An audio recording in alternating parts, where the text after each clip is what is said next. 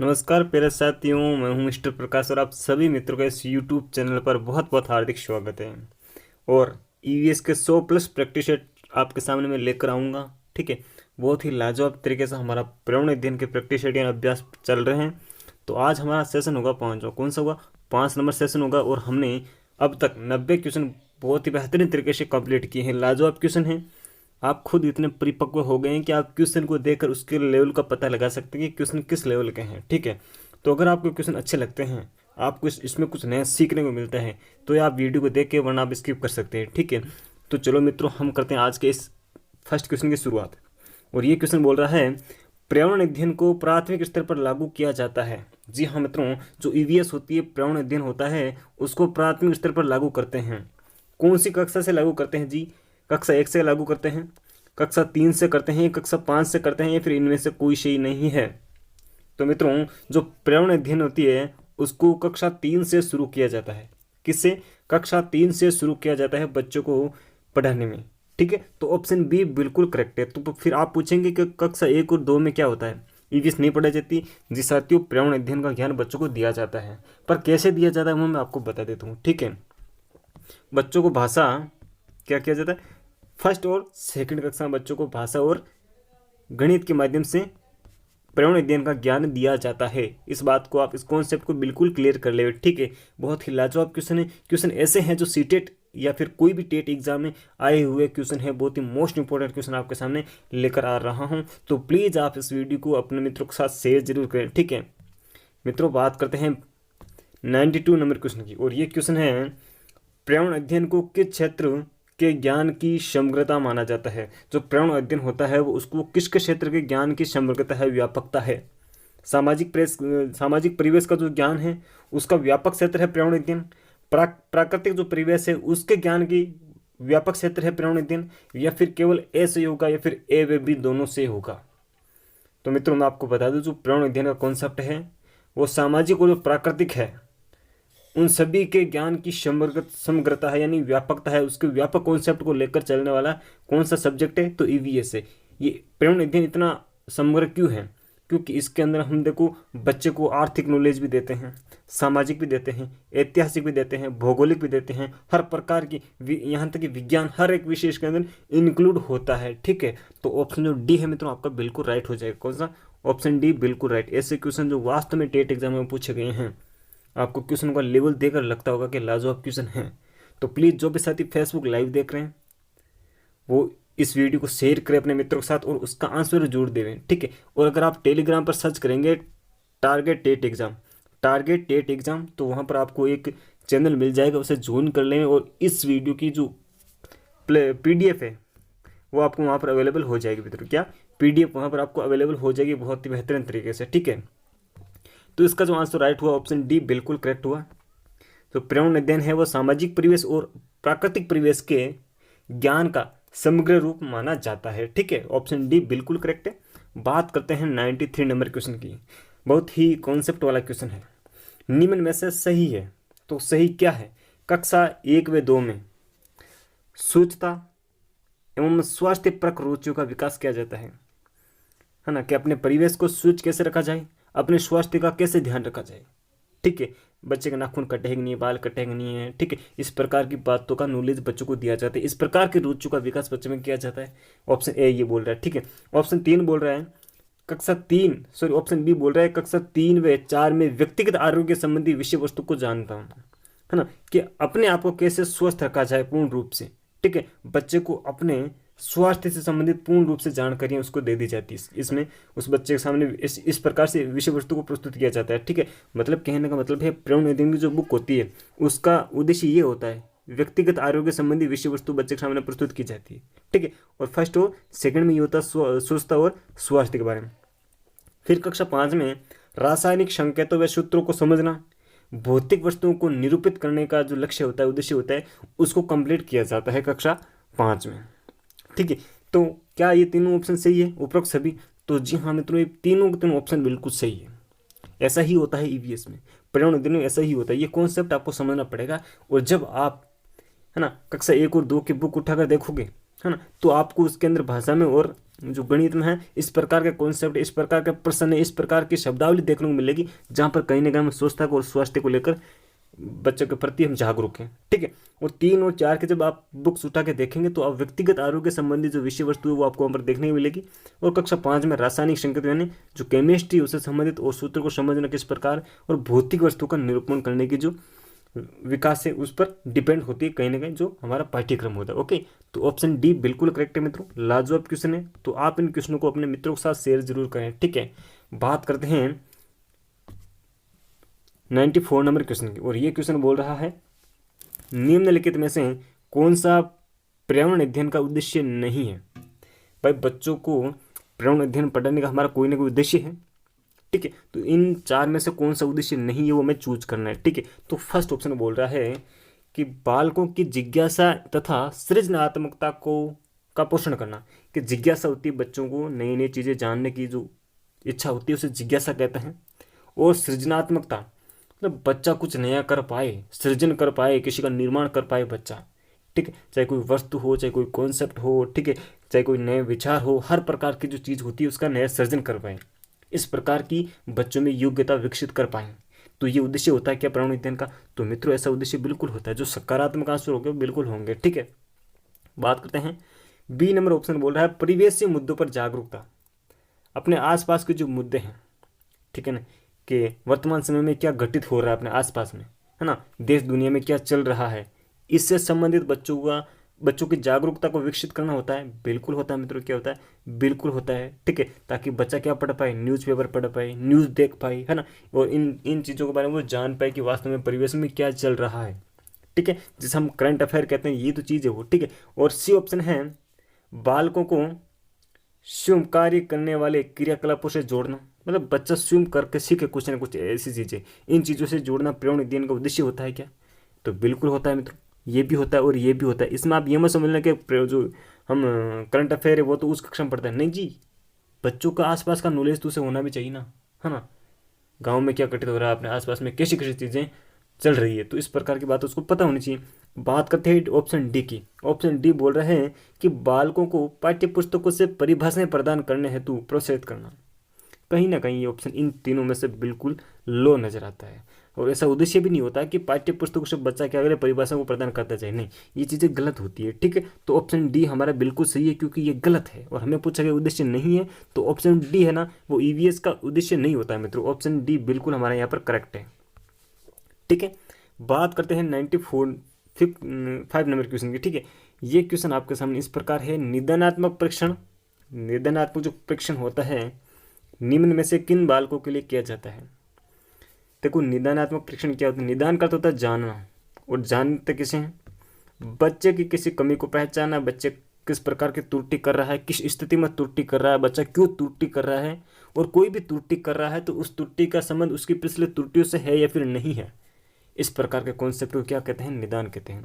और निदानात्मक परीक्षण किया जाता है, जबकि निदानात्मक परीक्षण होता है उपचारात्मक शिक्षण का आधार होता है। देखो इन शब्दों पे गौर करना आप, उपचारात्मक शिक्षण का आधार होता है, क्या होता है, उपचारात्मक तो शिक्षण किया जाता है और निदानात्मक परीक्षण किया जाता है। तो इस बात को ध्यान रखें, जो निदानात्मक परीक्षण होता है ना वो उपचारात्मक शिक्षण का आधार होता है, क्या होता है, आधार होता है मित्रों, ठीक है। क्योंकि उपचार तभी किया जा सकता है जब निदान हमने पहले किया हो, ठीक है। अगर किसी बीमारी की जड़ों का पता चले कि इस प्रकार की बीमारी है, तभी उस पर कुछ जो मेडिसिन है वो दी जा सकती है। डॉक्टर भी ऐसा ही तो करते हैं, है ना।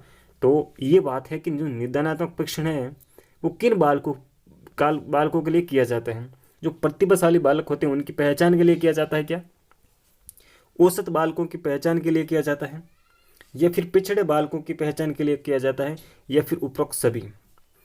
देखो क्वेश्चन कैसे लग रहे हैं तो प्लीज़ आप कमेंट करके जरूर बताएंगे। आपके क्वेश्चन ऐसे थे मिस्टर प्रकाश भारती साहब, ठीक है साथियों, बिल्कुल आप कमेंट करेंगे, क्योंकि मुझे आपका रिव्यू देखना है, आपका जो फीडबैक है वो मुझे प्राप्त करना है कि आप मेरे क्वेश्चन आपको कैसे लग रहे हैं, ठीक है।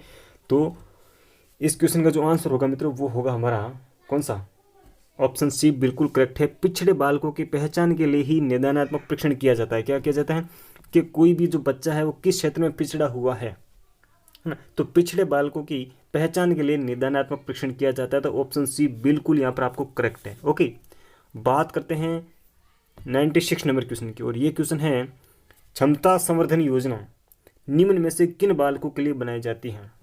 क्या जो क्षमता संवर्धन योजना होती है ना, बच्चों की क्वालिटी यानी क्षमता को बढ़ाने वाली योजना, वो किन बालकों के लिए बनाई जाती है? तो केवल प्रतिभाशाली बालकों के लिए बनाई जाती है, केवल औसत बालकों के लिए बनाई जाती है, केवल पिछड़े बालकों के लिए बनाई जाती है, या फिर उपरोक्त सभी? क्षमता संवर्धन योजना किन बालकों के लिए बनाई जाती है, इसका हमें पता करना है। ठीक है, तो क्षमता संवर्धन योजना मित्रों केवल और केवल प्रतिभाशाली बालकों के लिए बनाई जाती है। जी हाँ मित्रों, केवल और केवल प्रतिभाशाली बालकों के लिए बनाई जाती है। तो ऑप्शन ए आपका बिल्कुल करेक्ट है। क्या है? ऑप्शन ए आपका बिल्कुल करेक्ट है। जो प्रतिभाशाली बालक होते हैं उनमें जो योग्यता है वो कहीं ना कहीं दब ना जाए, है ना, उनको अवसर मिले या ना मिले, इसके लिए क्षमता संवर्धन योजनाओं का निर्माण किया जाता है विशेष परिस्थितियों में केवल प्रतिभाशाली बालकों के लिए। जी हाँ मित्रों, केवल और केवल प्रतिभाशाली बालकों के लिए। तो यहाँ पर जो ऑप्शन राइट है, ऑप्शन ए आपका बिल्कुल राइट है। जो भी साथी फेसबुक पेज पर लाइव दे रहे हैं, है ना, वो आप कमेंट देवे, अपना रिव्यू देवे। ठीक है मित्रों, बात करते हैं 97 नंबर क्वेश्चन की। और ये क्वेश्चन है निदानात्मक परीक्षण। जी हाँ मित्रों, निदानात्मक परीक्षण है। क्या है निदानात्मक परीक्षण? सीखने का आकलन है, सीखने के लिए आकलन है, और सीखने में आकलन है। मैं आपको बता दूं कि सीखने का आकलन है, सीखने के लिए आकलन है, सीखने में आकलन है, या फिर सीखने के रूप में आकलन है। इसका एक बहुत ही बेहतरीन वीडियो मैंने आपको कुछ समय पहले अवेलेबल कराया, बहुत ही लाजवाब है। उसको अगर आप देख लेंगे तो इस क्वेश्चन का आप जवाब बिल्कुल अच्छे तरीके से दे पाएंगे। और इस क्वेश्चन को मैंने अपने फेसबुक पेज पर डाला था, तो वहाँ पर साथियों बता दूं 90% बच्चों ने इसका गलत जवाब दिया। जी हाँ मित्रों, 90% जो विद्यार्थी हैं उन्होंने इसका गलत जवाब दिया। ठीक है, और इसका जो आंसर राइट होगा मित्रों वो सीखने के लिए आकलन होता है। किसके लिए? सीखने के लिए आकलन करते हैं। निदान क्यों किया जाता है, पहचान क्यों की जाती है, समस्या को कोई कारण है उसको क्यों जाना जाता है? इसलिए जाना जाता है कि बच्चे को और कुछ सिखाया जा सके। पर सीखने के लिए आकलन हुआ ना। ओके, तो ऑप्शन बी आपका यहाँ पर बिल्कुल करेक्ट है। कौन सा? ऑप्शन बी बिल्कुल करेक्ट है। ओके, बात करते हैं 98 नंबर क्वेश्चन की। और ये क्वेश्चन लाजवाब है साथियों, ये शिक्षण वीडियो से संबंधित क्वेश्चन है। इस प्रकार के कॉन्सेप्ट को आपको समझने की जरूरत है। मैंने जितने भी शिक्षण विधियाँ करवाई है बहुत ही बेहतरीन तरीके से आपके सामने उसको प्रस्तुत किया है, और उनसे जो रिलेटेड क्वेश्चन है मैंने बहुत सारे वीडियो से अपलोड कर दिए हैं, जहाँ पर इस प्रकार के आपको बहुत ही कॉन्सेप्ट वाले क्वेश्चन देखने को मिलेंगे। और ऐसे क्वेश्चन जिन पर आपकी समझ अगर विकसित हो गए बेहतरीन तरीके से, तो आप पेपर को बहुत ही लाजवाब तरीके से कंप्लीट करके आएंगे। बात करते हैं 98 नंबर क्वेश्चन की ओर। बोल रहा है कि नवीन संप्रति को प्रस्तुत करना चाहिए। आप शब्दों पे गौर करें मित्रों, क्योंकि शब्द ही जीवन है। नवीन संप्रति को प्रस्तुत किया जाता है। नई अवधारणा को बच्चों के साथ हम किस प्रकार से प्रस्तुत करेंगे? आगमन विधि से करेंगे हैं, निगमन विधि से करेंगे, व्याख्या विधि से करेंगे, या फिर अभिक्रमित अनुदेशन विधि से करेंगे? तो नवीन संप्रति को मित्रों ऑप्शन ए बिल्कुल करेक्ट हो जाएगा आपका। आगमन विधि से हम बच्चों के सामने प्रस्तुत करते हैं। ठीक है, किस प्रकार से? फॉर एग्जाम्पल आपको संधि पढ़ानी है, समास पढ़ानी है, तो आप संधि से संबंधित पहले कुछ उदाहरण देंगे, समास से संबंधित पहले कुछ उदाहरण देंगे, और जब उदाहरण एक प्रकार के दिए जाओगे तो बच्चा उनमें ऑटोमेटिक सामान्यीकरण कर लेगा। क्या कर लेगा? सामान्यीकरण कर लेगा कि मेन जो विशेष नियम लागू हो रहा है वो कौन सा है। कि मान लीजिए किसी बच्चे को आप ये सिखा रहे हैं कि पहले को मैंने 10 रुपये दिए, दूसरे को मैंने 20 रुपये दिए, तीसरे को मैंने 30 रुपये दिए, और चौथे को मैंने 40 रुपये दिए, तो बच्चा ऑटोमेटिक बता देगा कि पांचवें व्यक्ति को आप 50 रुपये देंगे। ठीक है, क्योंकि उसने इस एग्जाम्पल में सामान्यीकरण कर लिया कि 10 यहाँ पर बढ़ रहे हैं, 10 यहाँ पर बढ़ रहे हैं, 10 यहाँ पर बढ़ रहे हैं, 10 यहाँ पर बढ़ रहे हैं, और 10 यहाँ पर बढ़ेंगे, तो उसने 50 आंसर दे दिया। ये सामान्यीकरण होता है मित्रों। ठीक है, तो बात करते हैं नवीन जो कॉन्सेप्ट होता है उसको आगमन विधि से हम बच्चों के सामने प्रस्तुत करते हैं। ऑप्शन ए आपका बिल्कुल करेक्ट है। ओके, आगमन विधि यानी उदाहरण, पहले उदाहरण दिया जाता है फिर नियम की स्थापना की जाती है। निगमन विधि में पहले नियम दिया जाता है फिर उदाहरण दे दिए जाते हैं। ठीक है, जबकि ये मनोवैज्ञानिक विधि है। ठीक है, व्याख्या विधि होती है, उसमें व्याख्यान दिया जाता है। अभिक्रमित अनुदर्शन विधि है, उसको लाजवाब तरीके से मैंने आपके सामने कंप्लीट कर दिया है। ठीक है, इसका जो राइट आंसर है ऑप्शन ए आपका बिल्कुल करेक्ट है मित्रों। ठीक है, बात करते हैं 99 नंबर क्वेश्चन की। 99वां क्वेश्चन आपके सामने इस प्रकार है, ये थोड़ा विज्ञान का क्वेश्चन है। प्रावर्तन के नियम लागू होते हैं। बहुत ही लाजवाब क्वेश्चन है। प्रावर्तन के नियम लागू होते तो कहाँ पर लागू होते? प्रावर्तन क्या होता है कि कोई प्रकाश की किरण जिस माध्यम से आई उसी माध्यम में टकरा कर वापस लौट जाए, है ना। कोई अपारदर्शी वस्तु यहाँ पर रखी हुई है और इस माध्यम से ये किरण आई और इसी माध्यम में वापस लौट गई, वही परावर्तन होता है। ठीक है, तो परावर्तन के नियम कौन कौन से आपको बता दूं। मान लीजिए यहाँ पर कोई कांच है, ठीक है, और यहाँ से कोई किरण आपतित हो रही है, सूर्य से कोई किरण आ रही है, ठीक है, प्रकाश की किरण, और वापस इसी दिशा में ये चली जाती है। ठीक है, और मान लीजिए यहाँ पर है अभिलंब, ठीक है, बीच में से। अब जिस कोण पर आपतित हुई किरण उसी कोण पर वापस परावर्तित हो जाएगी। ठीक है, तो ओके भाई, ये तीनों एक ही बिंदु पर है और कोण आई बराबर कोण आर होता है, इस बात को आप जानते हैं। तो ये पूछा गया कि जो परावर्तन के नियम है वो किस परावर्तन पर लागू होते हैं। और परावर्तन दो प्रकार का होता है, नियमित और विस्तृत। क्या होता है? नियमित और विस्तृत। आपको आंसर देना है कि जो परावर्तन के नियम है वो कौन से परावर्तन पर लागू होते हैं। तो ऑप्शन ए आपका बिल्कुल करेक्ट है मित्रों, क्योंकि जो नियमित परावर्तन होता है उसी पर परावर्तन के नियम लागू होते हैं, विस्तृत पर नहीं होते हैं। ठीक है, क्योंकि विस्तृत पर नहीं होते मित्रों। विस्तृत मान लीजिए ये कोई उबड़ खबड़ जगह है और यहाँ पर प्रकाश की किरणें यहाँ चली गई, ठीक है, और यहाँ पर आई यहाँ चली गई, इस प्रकार से ये विस्तृत का उदाहरण है। ठीक है, जबकि जो नियमित परावर्तन, ये नियमित परावर्तन ये होता है। ओके, तो नियमित परावर्तन पर ही परावर्तन के नियम लागू होते हैं।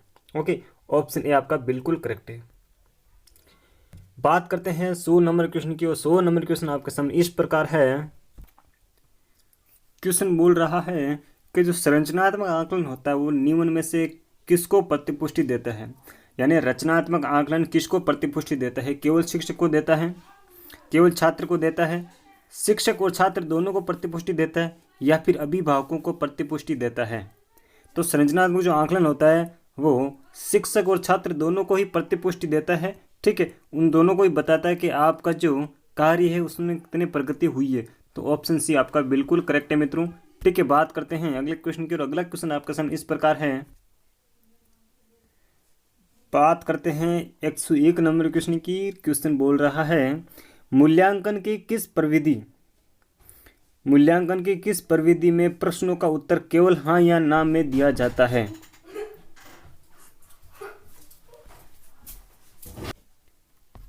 तो इसका आंसर फटाफट दे मित्रों कि मूल्यांकन की ऐसी कौन सी प्रविधि है जिसमें उत्तर जो होते हैं हाँ या ना में दिए जाते हैं। तो वस्तुनिष्ठ में दिए जाते हैं, या फिर क्रम निर्धारण में दिया जाता है, या फिर जांच सूची में दिया जाता है, या फिर समाजमिति में दिया जाता है।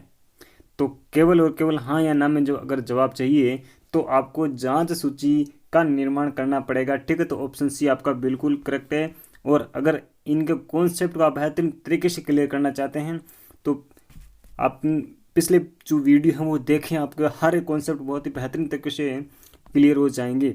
बात करते हैं 102 नंबर क्वेश्चन की। अवलोकन के प्रकार होते हैं। जी मित्रों, अवलोकन के प्रकार कितने होते हैं वो बताने हैं, कौन कौन से होते हैं वो बताने हैं। नियंत्रित अवलोकन होता है, अनियंत्रित अवलोकन होता है, सहभागी अवलोकन होता है, या फिर उपरोक्त सभी। के तीनों प्रकार के अवलोकन ऐसा होते हैं या फिर नहीं होते हैं? जो भी साथी फेसबुक लाइव देख रहे हैं प्लीज़ आप रिप्लाई ज़रूर दें।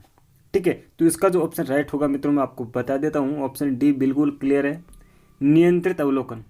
कैसा? नियंत्रित। ठीक है, हम बच्चों को कहते हैं तुम ये काम करो मैं आपको देखूंगा, तो वो नियंत्रित अवलोकन हुआ। ठीक है, क्योंकि हमने बाउंडेशन कर दिया कि आपको ये काम करना पड़ेगा, मैं आपकी जांच यहाँ पर करूँगा, आपको अवलोकित करूँगा। ठीक है, और अनियंत्रित, हम बच्चों का जो अनियंत्रित अवलोकन तो एनी टाइम करते ही रहते हैं, हर वक्त करते ही रहते हैं कि बच्चा किस प्रकार से खेल रहा है, बच्चा अपने से साथी उनसे किस प्रकार की बात कर रहा है, बच्चा खेल में कैसी भागीदारी अदा कर रहे हैं, तो ये तो हर वक्त चलता रहता है। सहभागी अवलोकन क्या होता है? इसमें क्या होता है, मैं आपको कहता हूँ मैं इस कार्य करता हूँ, आप मुझे बताने कि किस प्रकार का कार्य होगा और फिर आप ये काम करना, मैं आपको देख कर बताऊँगा। ठीक है, तो वो सहभागी हुआ। ऑप्शन डी यहाँ पर बिल्कुल करेक्ट है। ठीक है, 103 नंबर क्वेश्चन है, निम्न में से मूल्यांकन की गुणात्मक प्रविधि नहीं है। ऐसी प्रविधि है ना जो गुणा का है ना, गुणा यानी गुणों का, गुण होता है ना, गुण लक्षणों है ना, उन गुणों की जांच नहीं करती। ठीक है ना, तो गुणात्मक रूप से वो अपना मूल्यांकन नहीं दे पाती। ऐसी कौन सी प्रविधि है? अवलोकन, क्रम निर्धारण, समाजमिति, या फिर प्रायोगिक? तो ऑप्शन जो आंसर आपका राइट होगा ऑप्शन डी बिल्कुल करेक्ट है। मूल्यांकन की गुणात्मक प्रविधि होती है ना, वो होती है अवलोकन होती है, क्रम निर्धारण होती है, समाजमिति होती है। ठीक है, प्रायोगिक नहीं होती, ये मात्रात्मक होती है। ओके, ऑप्शन डी आपका बिल्कुल क्लियर है। बात करते हैं नेक्स्ट क्वेश्चन की, और अगला क्वेश्चन आपके सामने इस प्रकार है, विशेष रूप से आप शब्दों पर फोकस किया करें क्योंकि शब्द ही जिंदगी होते हैं, शब्द जिंदगी बदल देते हैं। एक मूल्यांकन में पूछे गए प्रश्नों का उत्तर कक्षा के सभी विद्यार्थियों ने दे दिया। वाह जी क्या बात है भाई, एक प्रश्न पत्र था, ठीक है, और एक कोई क्वेश्चन था, उस क्वेश्चन का आंसर सभी जो कक्षा के सभी बच्चों ने दे दिया, या फिर आपने कक्षा में ऐसा कोई क्वेश्चन पूछा जिसका आंसर हर एक बच्चे ने दे दिया, ठीक है। तो यह मूल्यांकन कैसा है ना? क्या यह मूल्यांकन विश्वसनीय नहीं है, या वैध नहीं है, वस्तुनिष्ठ नहीं है, या फिर विभेदकारी नहीं है? ये जो चीज़ें आ रही है वर्ड आने, विश्वसनीय, वैधता, वस्तुनिष्ठता, विभेदकारिता, बहुत ही लाजवाब वर्ड हैं। और मूल्यांकन के ये क्या है? गुण है ना, विशेषताएं होती है। ओके, तो बात करते हैं इसका जो राइट आंसर होगा मित्रों, ऑप्शन डी बिल्कुल करेक्ट है। भाई आपने कक्षा में एक क्वेश्चन पूछा और उस क्वेश्चन का सभी बच्चों ने जवाब दे दिया, तो विभेदकारी नहीं है। क्या नहीं है? वो विभेदकारी नहीं है, वो बच्चों के लेवल को नहीं जांच पाता है कि कौन से बच्चे प्रतिभाशाली हैं, 140 प्लस के हैं, कौन से 100 वाले हैं, कौन से 70 वाले हैं, मतलब कौन सामान्य बुद्धि है, कौन मंद बुद्धि है, ठीक है। इस प्रकार का विभेद वो नहीं कर पा रहा है क्वेश्चन, ठीक है। तो जो मूल्यांकन है वो विभेदकारी नहीं है, ऑप्शन डी बिल्कुल करेक्ट है, ठीक है। ये भी कॉन्सेप्ट बहुत ही बेहतरीन तरीके से आपको कंप्लीट करवा चुके हैं, तो आप प्लीज़ पिछले प्लेलिस्टों में जाइएगा, उनको देखिएगा और अपने प्यारे भाई बहन को आप इन प्लेलिस्टों को अपने साथ साझा कीजिए मित्रों, ठीक है।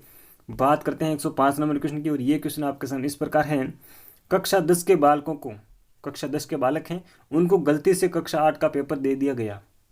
क्या होता है, कक्षा 10 का जो है ना बालक है, उनका कोई मूल्यांकन चल रहा था और उनको गलती से कक्षा 8 का पेपर दे दिया गया, है ना।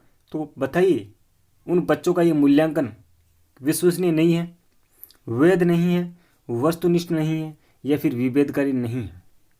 बहुत ही लाजवाब क्वेश्चन है और इस प्रकार का कॉन्सेप्ट आपके कंप्लीट होने जरूरी है, ठीक है। विश्वसनीयता क्या होती है? कोई भी जो मूल्यांकन होता है उसको चाहे कितने भी परीक्षक जांच ले कॉपी को, ठीक है, उसमें कोई फर्क नहीं पड़ता है। वेद क्या होते हैं कि जिस चीज़ का हम मूल्यांकन करना चाहते हैं वह मूल्यांकन उसी का ही मूल्यांकन करें, है ना, वो जो प्रश्न है वो उसी का ही मूल्यांकन करें, ठीक है। वस्तुनिष्ठता होती है कि कोई भी जो साइड इफेक्ट ना पड़े। विभेदकारिता मैंने आपको पिछले ही क्वेश्चन में बताया है। तो कक्षा 10 के बालकों को गलती से क्या किया गया, मास्टर ने कक्षा 8 के बालकों का जो पेपर था वो दे दिया है। तो ये जो मूल्यांकन है ना मित्रों, ये क्या नहीं होगा, वैध नहीं होगा साथियों। क्यों नहीं होगा? क्योंकि हमें कक्षा 10 के विद्यार्थियों को क्या करना था, मूल्यांकन करना था, और हमने जो पेपर दे दिया था वो कक्षा 8 के विद्यार्थियों को दे दिया। तो हम 10 के जो बच्चे हैं उनका मूल्यांकन सही नहीं कर पाएंगे, इसलिए वो वैध नहीं है। क्या नहीं है? वैध नहीं है। ओके, बहुत ही शानदार कॉन्सेप्ट वाला क्वेश्चन है, तो बिल्कुल बिल्कुल लाजवाब क्वेश्चन है। और टारगेट टेट एग्जाम जो टेलीग्राम चैनल है ना, उस पर आपको इसकी पीडीएफ अवेलेबल हो जाएगी मित्रों। 106 नंबर क्वेश्चन है, शिक्षण प्रक्रिया में शिक्षण उद्देश्यों की प्राप्ति का उत्तरदायित्व किसका होता है? जो टीचिंग लर्निंग जो प्रोसेस होती है ना, उसके अंदर जो हमारे उद्देश्य होते हैं, जो उद्देश्य को निर्धारण करते हैं, उन उद्देश्यों की प्राप्ति का उत्तरदायित्व किसका होता है?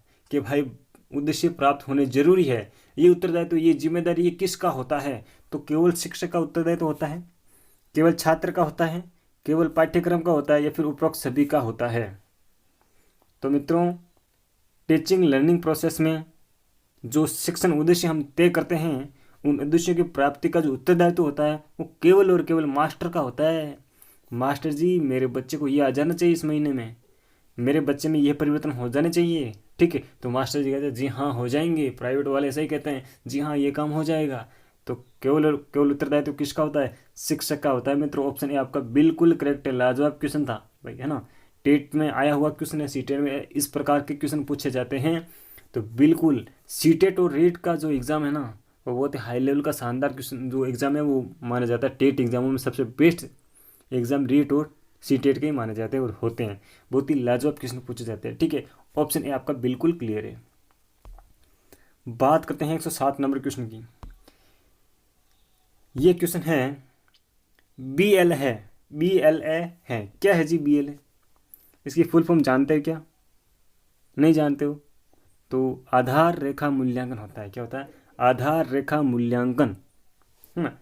आधार रेखा आकलन भी बोल सकते हैं। तो base learning assessment, base learning assessment क्या होता है? BLA होता है। क्या होता है? BLA होता है। बेस्ड लर्निंग असेसमेंट, ठीक है। तो BLA क्या होता है, BLA क्या होता है ना सत्र के प्रारंभ में बच्चों का किया जाता है। तो ये सीखने का आकलन है, सीखने में आकलन है, सीखने के लिए आकलन है, फिर सीखने के रूप में आकलन है। तो सीखने के लिए आकलन होता है, क्या होता है ना, असेसमेंट फॉर लर्निंग होता है। क्या होता है, असेसमेंट फॉर लर्निंग होता है, एज इन ऑफ नहीं होता है। तो असेसमेंट फॉर लर्निंग होता है। तो ऑप्शन सी आपका बिल्कुल करेक्ट है, BLA है ना, सीखने के लिए आकलन होता है। बात करते हैं 108 नंबर क्वेश्चन की। ये क्वेश्चन आपके सामने बहुत ही लाजवाब तरीके से आया है। सर्वप्रथम किस योजना का निर्माण किया जाता है? जी हाँ मित्रों, सर्वप्रथम किस योजना का निर्माण किया जाता है? तो वार्षिक योजना किया जाता है, इकाई योजना किया जाता है, या फिर पाठ योजना का किया जाता है? तो आपको बता दूं, सर्वप्रथम वार्षिक योजना का निर्माण किया जाता है, तत्पश्चात इकाई योजना का निर्माण किया जाता है, तत्पश्चात पाठ योजना का निर्माण किया जाता है। ओके, वार्षिक योजना में पूरे सत्र से संबंधित जितने भी हमारे कार्य दिवस होंगे, उन कार्य दिवसों में हम किस प्रकार से कौन सा प्रकरण लेंगे, किस प्रकार से विषय वस्तु कंप्लीट करेंगे, उसको ध्यान में रखते हुए बनाई जाती है। और इकाई योजना क्या होती है? ये 2-3 पाठों का एक मिश्रण होता है जिसमें एक अवधारणा को सम्मिलित किया जाता है, ठीक है, और उसका अध्ययन फिर बच्चों को करवाया जाता है। ये 7-8 दिन की हो सकती है ना। और जो पाठ योजना होती है वो तो 1 दिन की होती है, ठीक है। इसके बारे में आप पूर्ण रूप से जानते हैं। और वार्षिक योजना, इकाई योजना, पाठ योजना क्या होती है? तो लाजवाब तरीके से अगर आपको कॉन्सेप्ट क्लियर करने हैं तो पिछली वीडियो आप जरूर देखें और अपने मित्रों को इनके लिए इन्वाइट जरूर करें, ठीक है। तो ऑप्शन यहाँ पर राइट कौन सा होगा? सर्वप्रथम कौन सी योजना बनाई जाती है? तो वार्षिक योजना बनाई जाती है। ऑप्शन ए आपका बिल्कुल करेक्ट है और इसी क्रम में बनाई जाती है, इस बात को ध्यान रखेंगे आप, ठीक है ना। 109 नंबर क्वेश्चन है, अभिकर्मित अनुदेशन के सिद्धांत हैं। क्या है जी? अभिकर्मित जो अनुदेशन विधि है ना, बहुत ही बेहतरीन, एक कहा जाए तो बहुत ही सरल और सहज तरीके से आपके सामने मैंने प्रस्तुत किया था इसका वीडियो। तो जो अभिकर्मित अनुदेशन विधि है ना, ये लघु पदों का सिद्धांत है। इसमें क्रियाशीलता रहती है, तत्काल पुनर्बलन मिलता है, या फिर स्थिति या स्व मूल्यांकन है ना, स्व मूल्यांकन में का सिद्धांत लागू होता है। स्वगति है, स्व स्थिति नहीं है, स्वगति व स्व मूल्यांकन का सिद्धांत इसमें लागू होता है। तो मित्रों बिल्कुल जो 4-5 सिद्धांत मैंने इसमें लिखे हैं, ये पूरे सिद्धांत अभिकर्मित अनुदेशन के में लागू होते हैं। तो ऑप्शन डी आपका बिल्कुल क्लियर है। लघु पदों का सिद्धांत लागू होता है, क्रियाशीलता का सिद्धांत लागू होता है, तत्काल पुनर्बलन का सिद्धांत लागू होता है, और स्वगति और स्व मूल्यांकन का सिद्धांत भी लागू होता है। तो ऑप्शन डी आपका बिल्कुल यहाँ पर राइट है। 110 नंबर क्वेश्चन है, अभिकर्मित अनुदेशन शिक्षण की कला तथा सीखने का विज्ञान है। अभिकर्मित अनुदेशन विधि के संबंध में कहा गया है कि अभिकर्मित अनुदेशन शिक्षण की कला तथा सीखने का विज्ञान है। किसने कहा है? स्किंदर मोदी ने कहा है, प्रेसी ने कहा है, क्राउडर ने कहा है, या फिर लॉरेंस स्टूलोरो ने कहा है? तो ऑप्शन ए है आपका बिल्कुल क्लियर है। यहाँ पर ऑप्शन ए आपका स्किंदर मोदी ने कहा है। जो अभिकर्मित अनुदेशन होता है वो सीखने की कला, शिक्षण की कला और सीखने का विज्ञान होता है। ऑप्शन ए आपका बिल्कुल कंप्लीट है। और आज का सत्र हमारा यहीं समाप्त होता है, ये जो सेशन था, ठीक है मित्रों। तो thank you for watching this video. Salute India. आप टेलीग्राम पर जाइएगा, टारगेट टेट एग्जाम का अगर सर्च करेंगे तो वहाँ पर आपको चैनल मिल जाएगा, उसको ज्वाइन कर ले। यहाँ पर उस पर आपको हर प्रकार की PDF अवेलेबल करवाई जाती है और बहुत ही लाजवाब आपके अगर नोट्स हैं तो वो भी आपको वहाँ पर मिल जाएंगे, ठीक है। Okay, thank you for watching this video. Salute India.